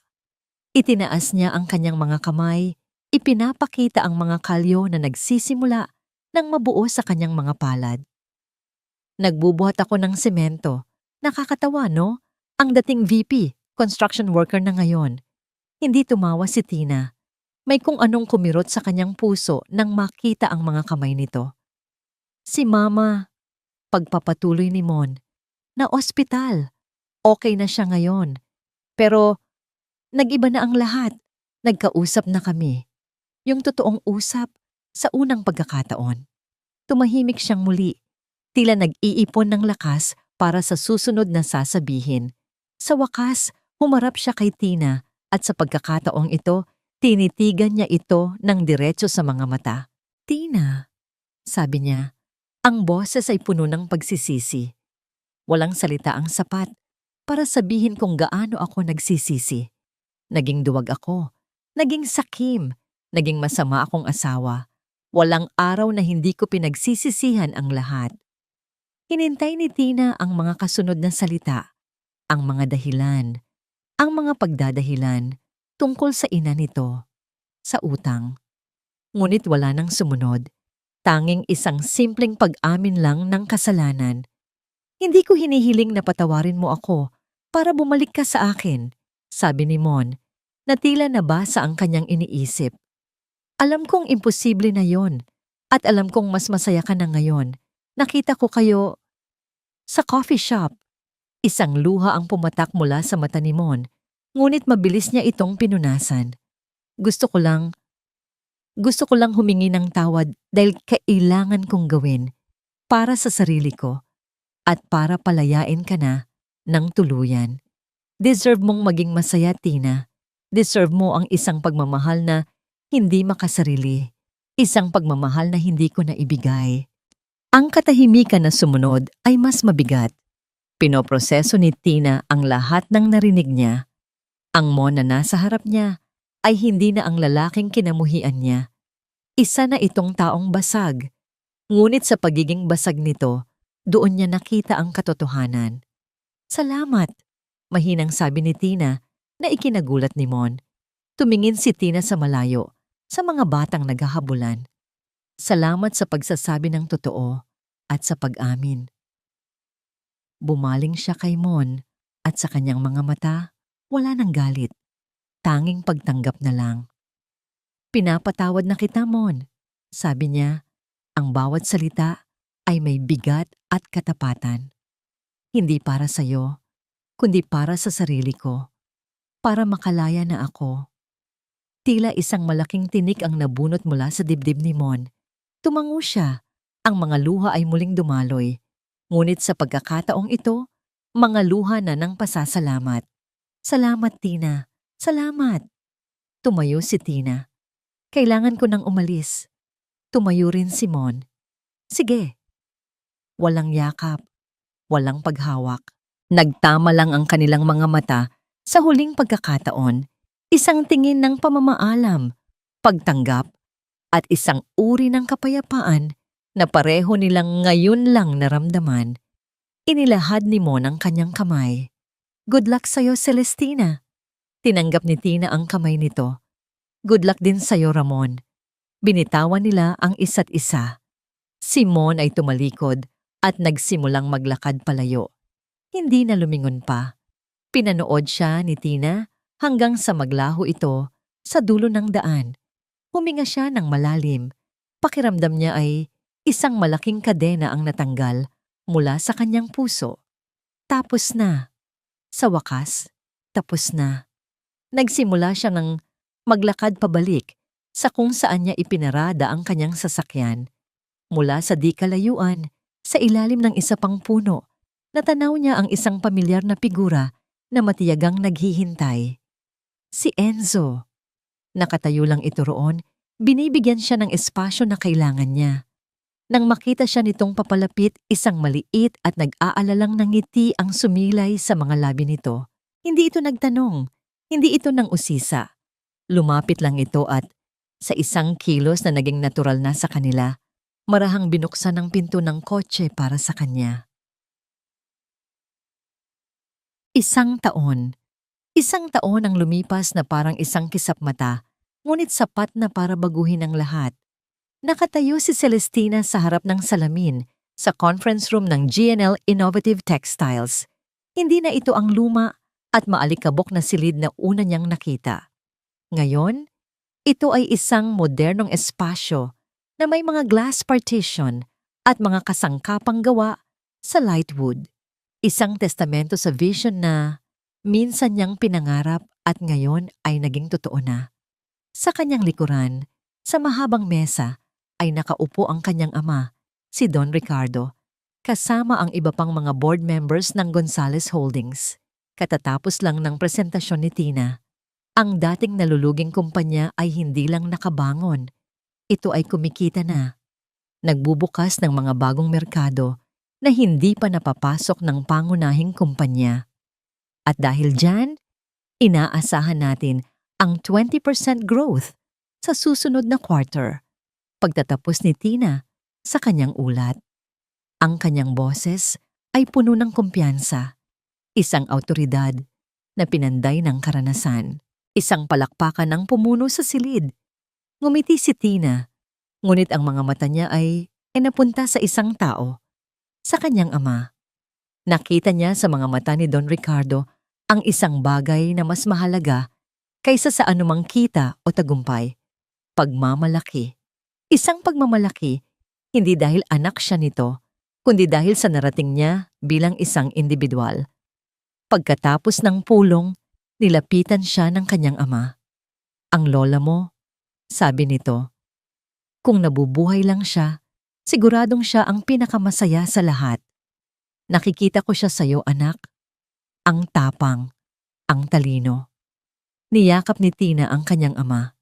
Salamat po, Itay, sa tiwala. Hindi, anak. Salamat sa iyo, sa pagpapatunay na hindi ako nagkamali. Nang gabing iyon, ang selebrasyon ay simple lang. Hindi ito sa isang mamahaling restaurant o sa isang engranding party.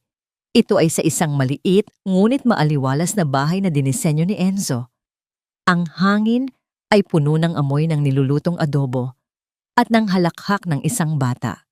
Tita Tina, mas masarap pa po ito sa luto ni Daddy, sabi ni Pia, ang 7 taong gulang na anak ni Enzo habang sinusubo ang kanin na may kasamang manok.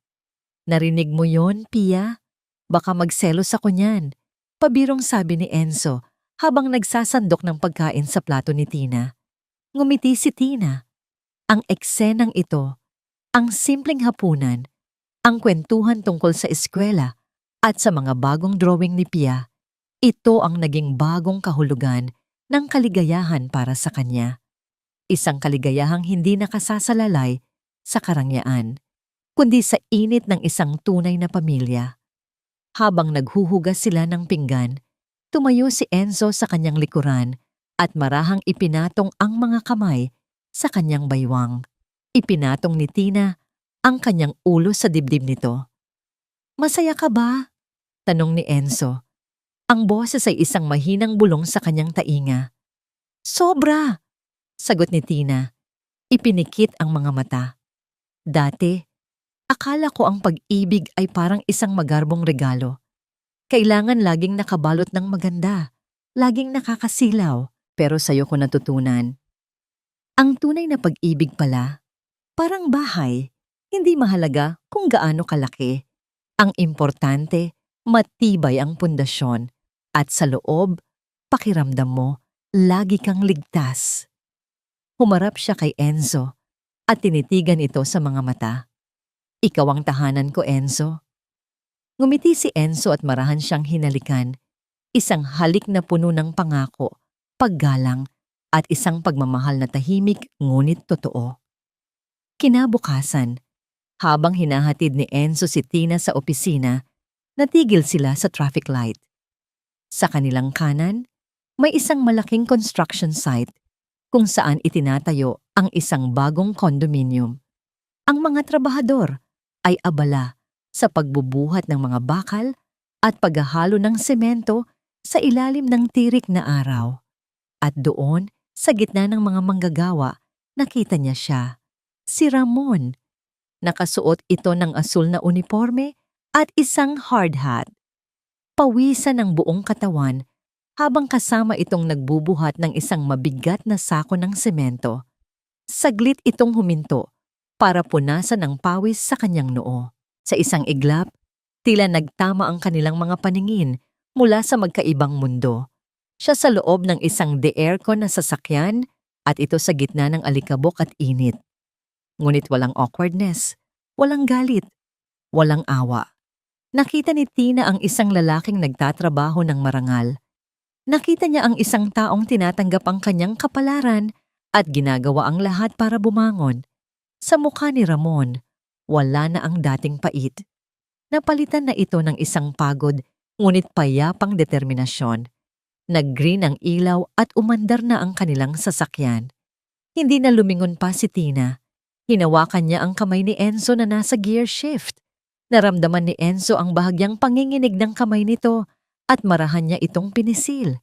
Hindi na kailangan ng salita. Alam nilang pareho na ang nakaraan ay nasa likuran na. Nang makarating sila sa tapat ng gusali ng GL, bago bumaba si Tina, hinalikan niya si Enzo. "Mamaya ulit," sabi niya. "Mamaya ulit," sagot ni Enzo. May ngiti sa mga labi. Pumasok si Tina sa kanyang opisina. Sa halip na maupo agad, dumiretso siya sa malaking bintana na tanawang syudad. Ang araw ay sumisikat pa lang, nagbibigay ng ginintuang kulay sa mga gusali. Ang buhay ay hindi perpekto. Nag-iiwan ito ng mga peklat. Ngunit ang mga peklat na iyon ang nagpapaalala sa atin ng mga laban na ating napagtagumpayan. Huminga siya ng malalim. Nilanghap ang hangin ng isang bagong umaga. Hindi na siya ang babaeng nakadepende sa pag-ibig ng iba para mabuo. Hindi na siya ang anino ng pangalan ng kanyang ama. Siya si Celestina. At sa wakas, malaya na siya. Sa pagtatapos ng kwentong ito, malinaw na ang pinagdaanan ni Celestina ay hindi lamang tungkol sa pagkakanulo, kundi tungkol sa pagpili ng dangal kaysa manatili sa isang buhay na puno ng kasinungalingan. Ang regalong kotse na minsang simbolo ng pagmamahal ay naging salamin ng kasakiman at kahinaan ng kanyang asawa at biyenan.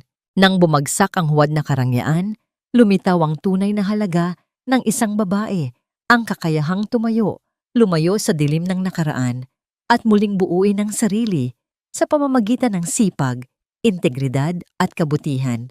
Habang si Mon ay unti-unting nilamon ng sariling kasamaan, si Celestina naman ay lumago, natutong magmahal muli at bumuo ng isang buhay na payapa at totoo. Ipinapaalala ng kwentong ito na ang masama ay may hangganan at ang mabuti, kahit masaktan, ay may patutunguhan. Ikaw, ano ang pipiliin mo kung ikaw ang nasa lugar ni Celestina? Manatili sa komportableng kasinungalingan o magsimulang muli sa katotohanan? Sa tingin mo, sapat ba ang kabutihan para makamit ang tunay na kaligayahan? Bago tayo magpaalam, gusto kitang kamustahin. Kumusta ka ngayon? Sana, kahit sandali, ay nakahanap ka ng lakas at pag-asa sa kwentong ito. Ibahagi mo ang iyong saloobin sa comments. Lagi akong narito, nakikinig, at nagpapasalamat sa inyong pagtitiwala.